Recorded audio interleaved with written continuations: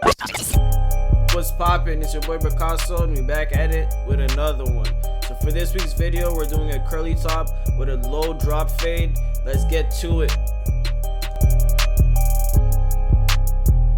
We're gonna start by saturating the hair, which is really important. We're gonna make sure everything is damp so that it reveals everything that we're working with. Especially with curls, you wanna know what you're doing, because if you cut it too short, then it's wraps.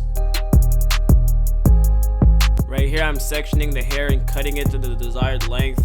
I'm cutting it about 3 to 4 inches to make sure that my curls aren't too tight. In his case, I cut his hair last week, so there ain't that much to cut. I'm really just trimming the ends and making sure that everything is even. Right here, I switched to my chest camera to offer you another angle, making sure that y'all get to catch everything that I'm doing. So as y'all can see, I'm really just sectioning and cutting the ends. It's just another angle, just another view. As y'all can see with my shears, I'm indicating what I'll be cutting. I always use the previous guideline as reference for the next one, and so forth. Therefore, I keep the proper shape on top and I keep it balanced.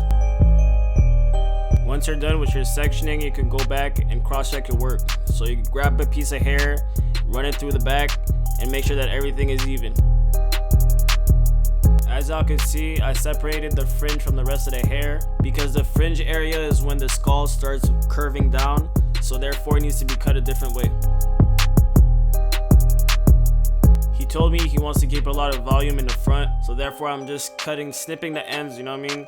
Giving it a shape to make sure that everything stays in place. So just like the sections that we made previously, we're going to take our guideline and follow it all the way throughout. Instead of pulling up this time, we're pulling forward.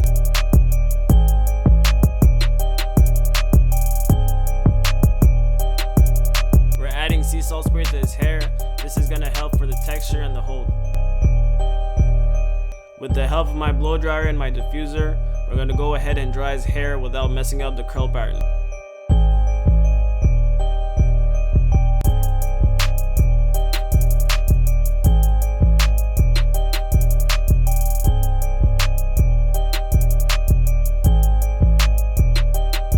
Using Velcro hair grippers, we're going to go ahead and get the hair out of the way so that we can attack the line up properly.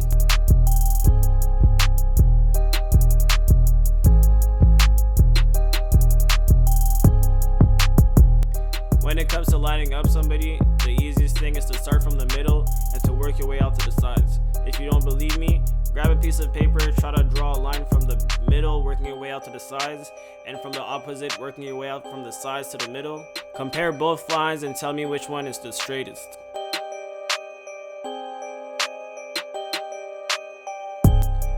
You want to keep your canvas lined up as natural as possible.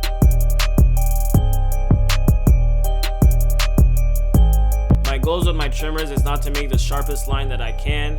It's really just to sketch out whatever I need to be sketching out, because I'm going to come back over with my straight razor and get everything detailed afterwards. Therefore, my trimmers are adjusted but not completely zero gap. This avoids me irritating the skin unnecessarily. Constantly check your mirror to make sure that everything is proportionate and that you're not going too far back.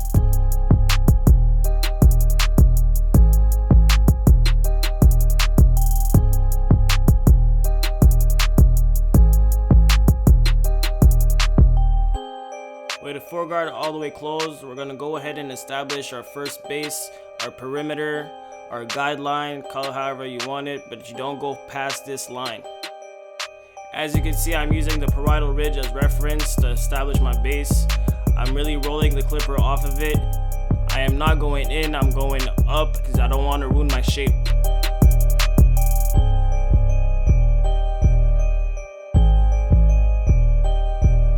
To soften this transition, I'm using my blending shears, making sure that I'm snipping all the hair that's coming off the spine of the comb.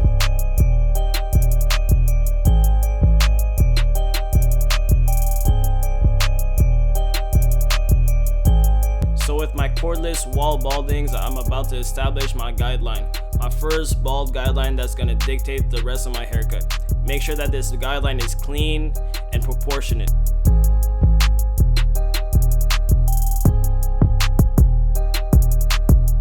I like to use the curvature of the ear as guideline for my drop fades so that I know where to drop.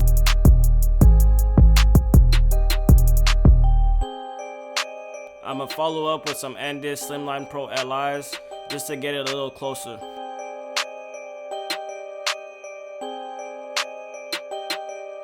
With the 1.5 all the way closed, we're gonna go ahead and debulk our fading area.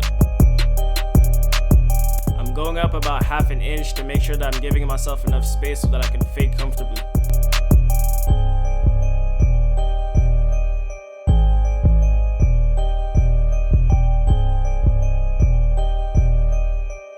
With the lever all the way open, we're going to attack this middle region that's separating the bottom and the top of our fade.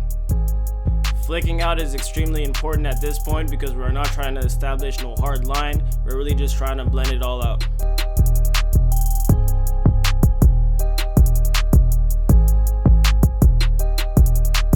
With the 2 guard all the way open, I'm going to connect the whole haircut because if you remember, our first guideline was established with a 1 all the way closed. So the 2 all the way open should blend exactly into what we left off.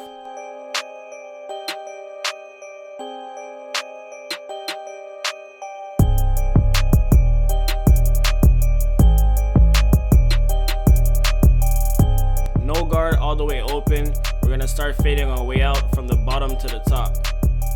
Still going up about 1/2 inch or less. I want to remain consistent the whole way around.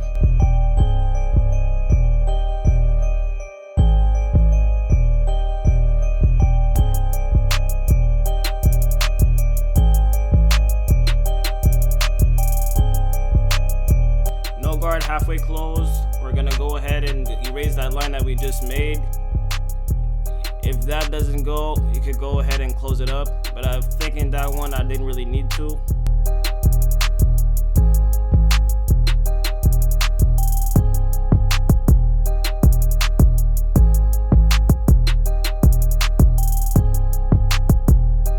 With the 0 guard all the way open, we'll be going up about 1/2 inch above the section that we just faded. I'm using a lot of the corners of the blade to detail my fade and the whole blade to take off some bulk.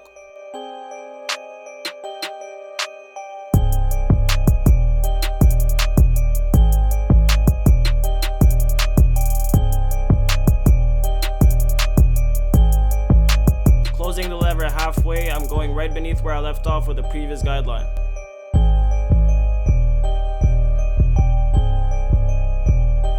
Using a C motion and coming off the scalp is assuring me that I'm not creating no lines and extra work for myself.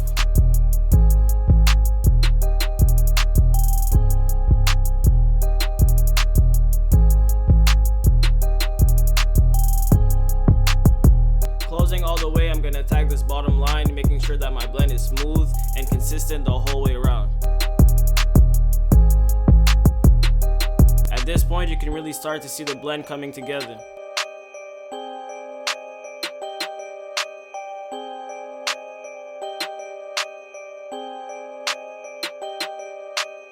With the 1/2 guard from wall, I'm going to follow up the fade just to make sure that I'm detailing to the highest point.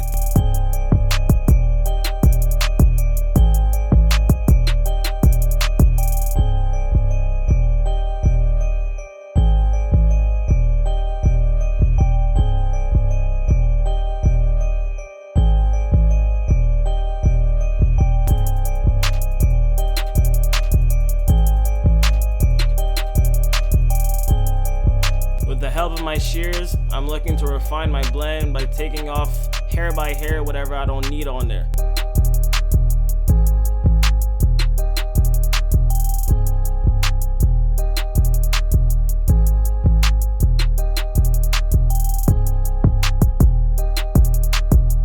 This should do it for this side. At this point, it's really just detailing, making sure that you can get a picture perfect haircut. When it comes to what we do, detail is everything. You want somebody to notice that their haircut is blurry from 50 meters, just like it's as blurry from 2 meters. So take your time, go around, and for the other side, I'll be fast forwarding because I already gave you all the steps in the first part. Make sure to look at how I move, how I be doing stuff, and I'm gonna let y'all on this. It's your boy Picasso, we signing off. Yes, sir.